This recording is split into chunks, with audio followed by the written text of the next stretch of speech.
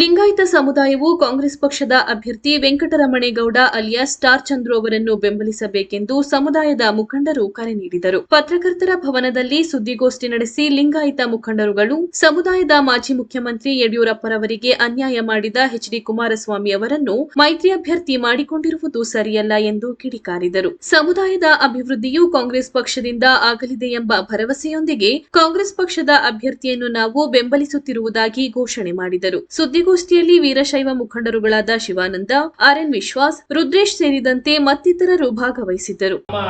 ನಮ್ಮ ಮಳವಳ್ಳಿ ಸ್ನೇಹಿತರು ಮಾಜಿ ಜಿಲ್ಲಾ ಪಂಚಾಯತ್ ಸದಸ್ಯರು ಕೆಲವೊಂದು ಭಾಗಗಳಲ್ಲಿ ಕಾಂಗ್ರೆಸ್ ಪಕ್ಷದಿಂದ ಕೆಲವೊಂದು ಸ್ಥಾನಮಾನಗಳು ಸಿಕ್ಕಿದೆ. ಆದರೆ ರಾಜಕೀಯವಾಗಿ ನಾವೊಂದು ಕೆಲವೊಂದು ಕ್ಷೇತ್ರ ವಿಧಾನಸಭಾ ಕ್ಷೇತ್ರದಲ್ಲಿ ವಂಚಿತರಾಗಿದ್ದೀವಿ.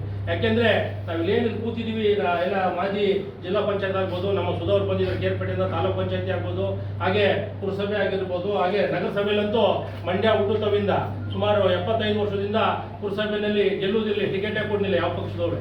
ಆ ಪರಿಸ್ಥಿತಿ ಆಗೋಯ್ತು ನೋಡಿ.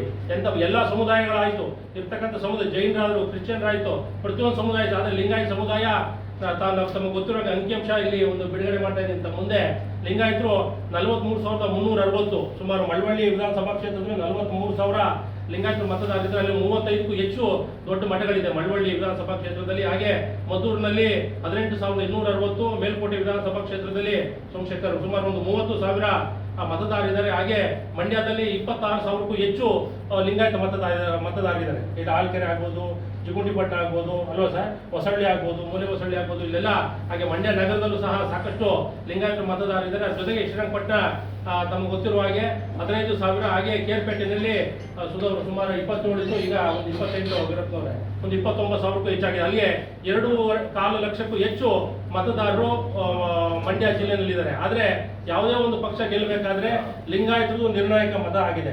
ಹಂಗಾಗಿ ಯಾವುದೇ ಪಕ್ಷದ ಆಗ್ಬೋದು ನಿರ್ಣಾಯಕ ಮತದಾರ ಆಗಿರೋದ್ರಿಂದ ನಮ್ಮ ಕಾಂಗ್ರೆಸ್ಗೆ ಹಿಂದೆಂದೂ ಸಹ ನಮ್ಮ ಅಜ್ಜಿಯವ್ರಿಗೂ ನಮ್ಮ ಜಿಲ್ಲಾ ಪಂಚಾಯತಿಂದ ಚೌಡೇನೂರು ಕಾಲದಲ್ಲಿ ಸ್ವಲ್ಪ ನೀವೇಗೆ ಅಲ್ಲಿ ವಿಶ್ವಾಸವನ್ನ ವ್ಯಕ್ತಪಡಿಸಿರಿ ಕಾಂಗ್ರೆಸ್ ಪಕ್ಷದ ಪರವಾಗಿ.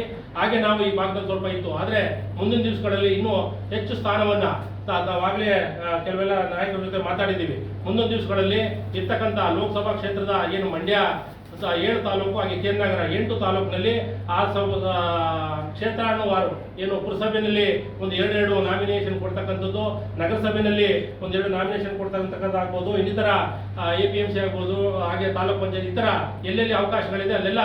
ಯಾಕೆ ನಾವು ಇಲ್ಲಿ ಇಷ್ಟೇ ಜನ ಎಲ್ಲ ಸಮುದಾಯದ ಮುಖಂಡರು. ಇನ್ನು ನಮ್ಮ ಮಂಡ್ಯ ಜಿಲ್ಲೆ ಎಲ್ಲ ತಾಲೂಕುಗಳಲ್ಲೂ ಸಾಕಷ್ಟು ಹಿಂದೆ ಲಿಂಗಾಯತ ಮುಖಂಡರವರೇ, ಮಹಿಳಾ ಮುಖಂಡರುಗಳವರೇ, ನಮ್ಮ ಸುಧಾ ಅಂತ ಹೇಳಿ ನಾವು ಕೇಳ್ತೇವೆ.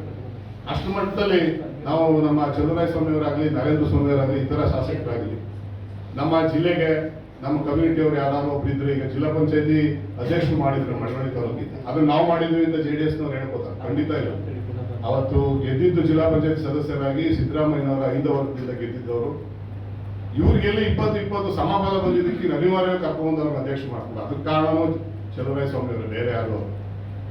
ಆ ತರ ಇರುವಂತ ವಸ್ತುಸ್ಥಿತಿಯಲ್ಲಿ ನಾವು 3 ಪಕ್ಷಗಳಿಗೂ ನಾವು ತುಲನೆ ಮಾಡಿ ಯಾರು ನಮಗೆ ಸಹಕಾರ ಕೊಡ್ತಾ ಇದ್ದಾರೆ ಅಂತ ನೋಡಿದಾಗ, ಇವತ್ತು ರಾಜ್ಯ ಮಟ್ಟದಲ್ಲಿ ಸಿದ್ದರಾಮಯ್ಯನವರ ಅವರ ಸರ್ಕಾರದಲ್ಲಿ ಬಸವಣ್ಣನ ತತ್ವ ಅಂತ ಇರುವಂಥದ್ದು, ಎಲ್ಲ ಧರ್ಮದವರು, ಎಲ್ಲ ಕಮ್ಯುನಿಟಿಯವರು ಒಟ್ಟಿಗೆ ಇರುವಂಥದ್ದು ಏಕೈಕ ಪಕ್ಷ ಕಾಂಗ್ರೆಸ್ ಪಕ್ಷನ ಹೊತ್ತು JDS ಒಂದು ವರ್ಗಕ್ಕೆ ಸೀಮಿತವಾಗಿದೆ, BJP ಒಂದು ವರ್ಗಕ್ಕೆ ಸೀಮಿತವಾಗಿದೆ. ಆದರೆ ಇವತ್ತು ಬಸವಣ್ಣನವರ ಏನು ತತ್ವ ಇತ್ತು, ಎಲ್ಲರೂ ಒಂದು ಅನುಭವ ಮಾಡಬಹುದು ರೀತಿ ಇರುವಂಥದ್ದು ಏಕೈಕ ಪಕ್ಷ ಅಂದರೆ ಅದು ಕಾಂಗ್ರೆಸ್ ಪಕ್ಷನ ಹೊರತು ಬೇರೆ ಯಾವ ಪಕ್ಷನೂ ಅಲ್ಲ.